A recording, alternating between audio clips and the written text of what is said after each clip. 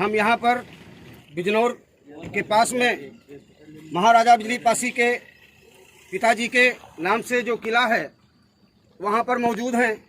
और यहाँ पर ये किला जो अवशेष के रूप में मौजूद है, टीले के रूप में मौजूद है, पुरातत्व विभाग के द्वारा संरक्षित है।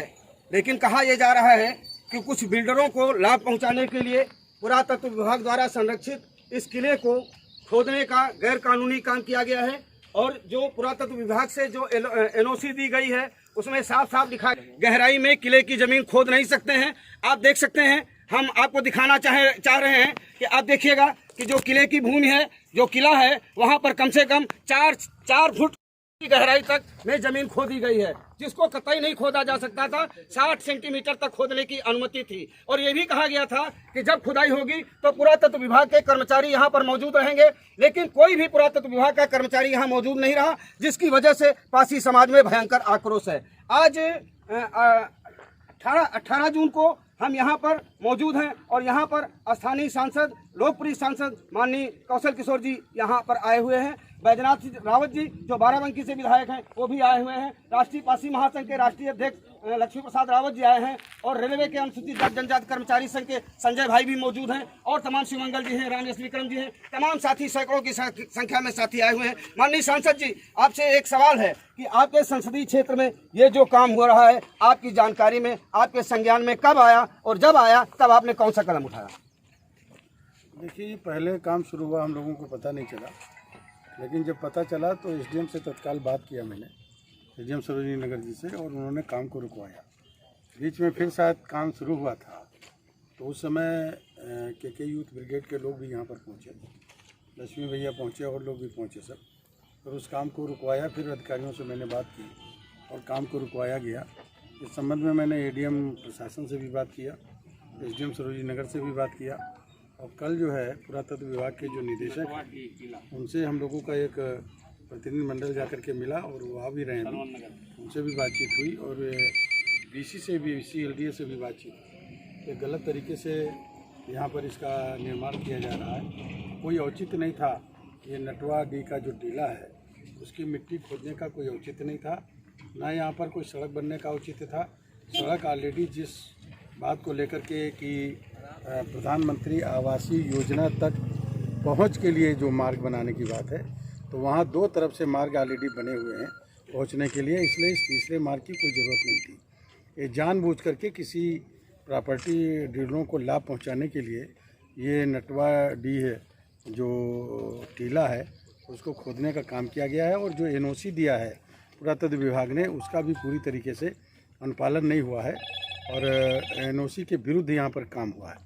क्रांतिपथ न्यूज़ की तरफ से, आवाज़ प्रेस की तरफ से, RNT की तरफ से, VST की तरफ से हमारे जो साथी पत्रकार लोग मौजूद हैं, मैं माननीय विधायक जी बैजनाथ रावत जी से जानना चाहूँगा कि ये जो कार्यक्रम हो रहा है LDA की तरफ से, पुरातत्व विभाग की तरफ से जो निर्माण कार्य जो किया जा रहा है, किले से छेड़छाड़ की जा रही, उस पर आपकी क्या प्रतिक्रिया है?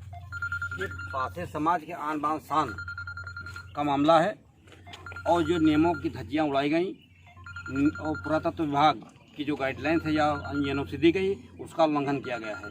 अगर प्रशासन समय से नहीं चेता तो पूरे उत्तर प्रदेश का पासी समाज आंदोलित हो जाएगा, और हम इसको न्याय लेके रहेंगे। पासी समाज की प्रतिष्ठा से कोई समझौता नहीं है, हम लोग न्याय चाहते हैं, शांति प्रिय हैं। लेकिन जिन्होंने एनओसी दी है और जिसने उल्लंघन किया, उनके खिलाफ FIR दर्ज करें, मुकदमा उन पर जी विधायक जी, तो आप ये भी मानते हैं, सांसद जी भी मानते हैं, सब लोग मानते हैं कि जिन लोगों की लापरवाही की वजह से ये खुदाई हो रही है, पासी समाज में आक्रोश है। तो विधायक जी, आपसे एक सवाल, क्या इस तरह से सरकार की छवि कुछ लोग धूमिल करने का प्रयास नहीं कर रहे हैं? जब भी कोई बेईमान होगा उसको छवि से नहीं मतलब है, वो केवल पैसा कमाने का काम करता है। लेकिन योगी सरकार है, मोदी सरकार है, नियमों का उल्लंघन करके वो कभी कामयाब नहीं हो पाएगा। जो जिस तरह कानून का उल्लंघन करेगा तो नियम के अनुसार उसके खिलाफ कार्रवाई भी की जाएगी, और हमारा पासी समाज आंदोलित होकर स्वयं भी अपने निर्णय लेने के सक्षम है। माननीय लक्ष्मी प्रसाद रावत जी राष्ट्रीय पासी महासंघ के अध्यक्ष हैं। रावत जी, आपकी क्या प्रतिक्रिया है, थोड़ा संक्षेप में बताइएगा।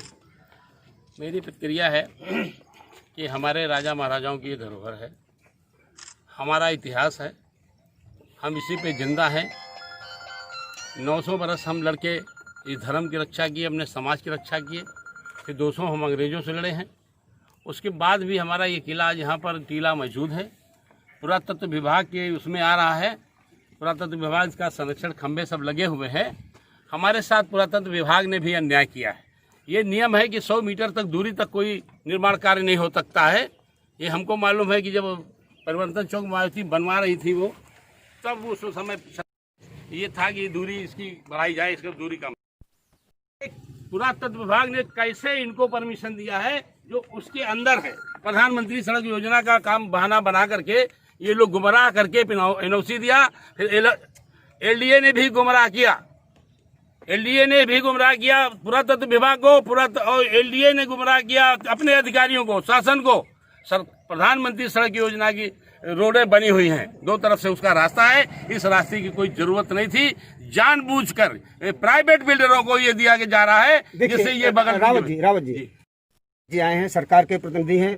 जैसे बताया जा रहा है कि पुरातत्व विभाग के डायरेक्टर भी यहाँ आ रहे हैं, बातचीत होगी। अगर मान लीजिए बातचीत से समस्या का समाधान नहीं होता है तो पासी समाज स्तर तक ले जाने का स्तर तक हमारा न्याय नहीं मिलेगा। हम हर हद पार करना चाहते हैं, जो भी होगा देखा जाएगा। हर हद पार करना चाहते हैं। पासी समाज के लिए लड़ने वाले लोग हर हद पार करना चाहते हैं। माननीय आपसे वो सवाल हमने माननीय लक्ष्मी प्रसाद रावत से किया है। हमें उम्मीद है कि आप प्रयास करेंगे तो समस्या का समाधान हो जाएगा। लेकिन अगर समस्या का समाधान नहीं होता है तो क्या ये मामला माननीय गृह मंत्री जी, माननीय प्रधानमंत्री जी के संज्ञान में ले जाएंगे और संसद में सवाल उठाने का काम करेंगे? निश्चित तरीके से इसको प्रधानमंत्री जी के और गृह मंत्री जी के संज्ञान में ले जाएंगे, मुख्यमंत्री जी के संज्ञान में भी ले जाएंगे। मूल बात यह है कि ये धरोहर केवल अकेले एक समाज की नहीं है। जी नहीं, पासी समाज की नहीं, देश की धरोहर है। ये देश की धरोहर है। पुरातत्व विभाग सभी ऐसी धरोहरों की रक्षा करता है। सारे समाज के लोग आके खड़े होंगे इस टीले को बचाने के लिए। हमारा समाज की जिम्मेदारी ज़्यादा है, लेकिन सारे समाज की जिम्मेदारी है, क्योंकि सारे समाज के जो और लोगों के भी टीले हैं, उनके किले हैं, उनकी धरोहर बचाने में भी हम मदद करते हैं। इसलिए सारे समाज के लोगों को भी वो लोग मदद करने के लिए तैयार हैं निश्चित तरीके से, क्योंकि ये जो धरोहर है वो केवल अकेले एक समाज की नहीं है, पूरे देश की धरोहर है और पुरातत्व विभाग के अंडर में है। पुरातत्व विभाग किसी एक जाति या एक धर्म का नहीं है।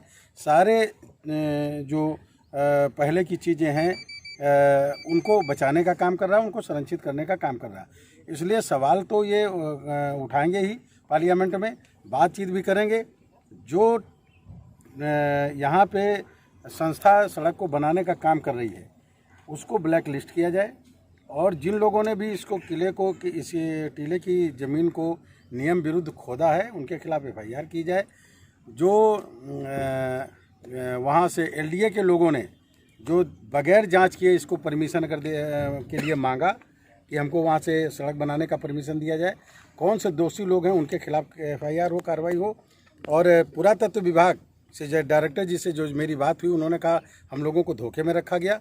तो धोखे में अगर उनको रखा गया, ये बात चलते तो पुरातत्व विभाग ही उनके खिलाफ FIR करे, ये उनकी ड्यूटी बनती है। पुरातत्व विभाग FIR करे और जिस तरीके से किला पहले से था उसी तरीके से किले को रूप दिया जाना चाहिए। विधायक जी, सांसद जी, लक्ष्मी प्रसाद रावत जी और समाज से आए हुए तमाम साथियों को क्रांति पथ से RNT और VST की तरफ से हम आपकी आवाज को इस जगह पर जो पासी समाज का किला था, जो कि 45 यहाँ पे जो खेत के जो है सांसद जी हैं वो भी मौके पे आए हुए हैं, जो कि रुकवाने का हर तरीके से शासन प्रशासन तक जाने का कार्य करेंगे। सांसद जी जो है RNT न्यूज़ से सुधीर वर्मा।